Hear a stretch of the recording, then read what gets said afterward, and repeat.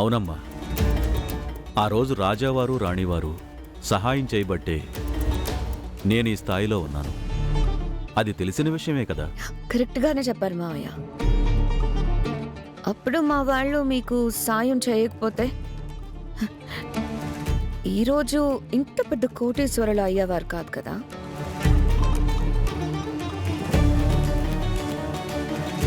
ఇది కరెక్టే కదా మావయ్య గారు.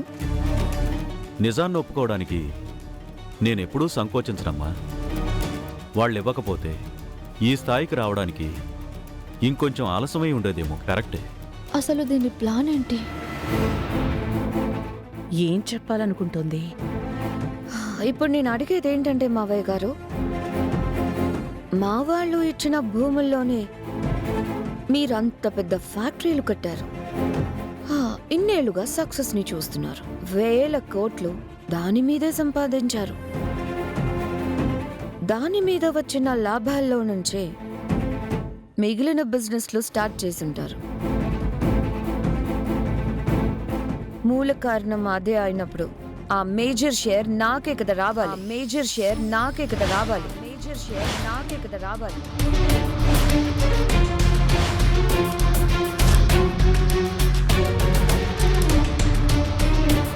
నీ ఎత్తుగడ ఇదేని?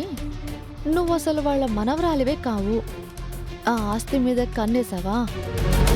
ఏం మావయ్య గారు అలా చూస్తున్నారు? ఇది కరెక్ట్దా అనేగా మీరు అనాలి.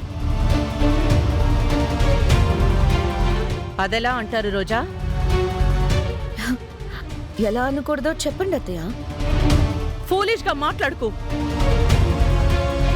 బిజినెస్ స్టార్ట్ చేయడానికి వాళ్ళు హర్షకి సహాయం చేశారు.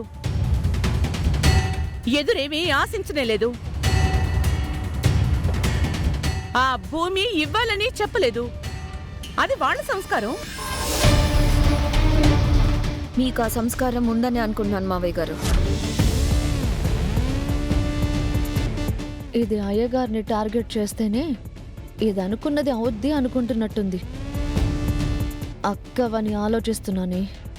మీకైనా ఆ భూముల్ని ఏ వ్యవసాయం చేసుకోవడానికో ఇచ్చుంటారు. మీరు ఏకంగా ఫ్యాక్టరీలే కట్టేశారు. ఇష్టం వచ్చినట్టు మాట్లాడకమ్మా. పలానా ఫ్యాక్టరీ పెడుతున్నానని చెప్పాకే ఇచ్చారు. కట్టడానికి బ్యాంక్ లోన్ తీసుకుని కట్టాను. ఎలా కట్టారన్నది నాకు అనవసరం లేండి మావయ్య గారు. కట్టిన స్థలాల గురించే నాకు కావాల్సింది. మీకు దానంగా అయితే ఇచ్చుండరు. ఓ 25-30 వేలకి లీజ్గా ఇచ్చుంటారు. వాళ్ళ వారసురాల్ని నేనే కాబట్టి అవన్నీ నాకే చెందుతాయి.